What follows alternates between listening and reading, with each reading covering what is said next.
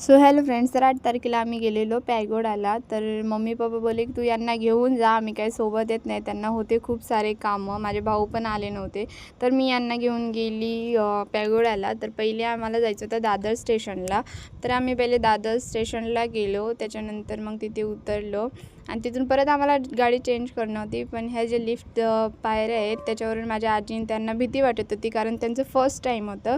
पण मग मी त्यांना सांभाळून आणलं.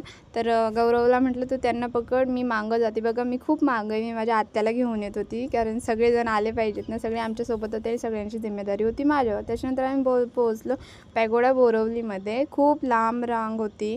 त्याच्यानंतर आमचा कुठेतरी नंबर लागला आणि आम्ही पोहोचलो सर्व बोटमध्ये. आणि माझे फ्रेंड्स आणि त्यांचं फर्स्ट टाईम होतं, तर ते थोडेसे एक्सायटेड होते. तर मग आम्ही खूप कडेला उभे राहिलो कारण व्ह्यू बघत. तर मग एका दादाकडे फोन दिला, त्याला म्हटलं आमचा व्हिडिओ घे. तो बिचारा त्याने आमचा व्हिडिओ घेतला. त्याच्यानंतर मग त्यांनी आम्हाला रोड साईडला उतरून दिलं. तसं तर त्यांचे 2 गेट आहेत, एक जवळ पडतो आणि एक दूर पडतो. पण त्यांनी रोड साईडला उतरवलं, तर तिथून आम्हाला खूप दूर चालत जावं लागलं. रिक्षा पण होते, पण असं वाटलं होतं, कन्फ्यूज झाली होती मी की जवळ असेल म्हणून. पण आम्हाला चालतच जावं लागलं, मधात काही रिक्षा भेटला नाही. त्याच्यानंतर आम्ही पोहोचलो पॅगोडामध्ये. घरच्यांना एका साईडला म्हटलं तुम्ही इकडं फिरा, आणि मी यांना घेऊन सगळ्यांना वर गेली.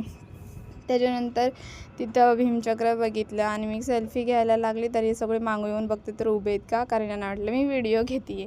त्याच्यानंतर मग गेलो, तिथे गार्डन आहे छोटंसं. तर तिथं मुलं खेळत होते सीसॉ. तर हे म्हटले की आम्हाला पण खेळायचं आहे. यांना चौघांना बसून दिलं, यांनी खेळलं. त्याच्यानंतर मग आम्ही थोडंसं थकलो होतो, तर म्हटलं चला बसूयात. आता तेवढ्यात घरचा फोन आला की आम्ही हरवलो आहे म्हणून.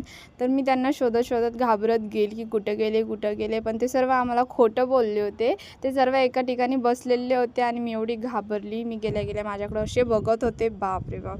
मला खूप राग आला होता, पण म्हटलं जाऊ द्यात. आणि हा होता माझा छोटासा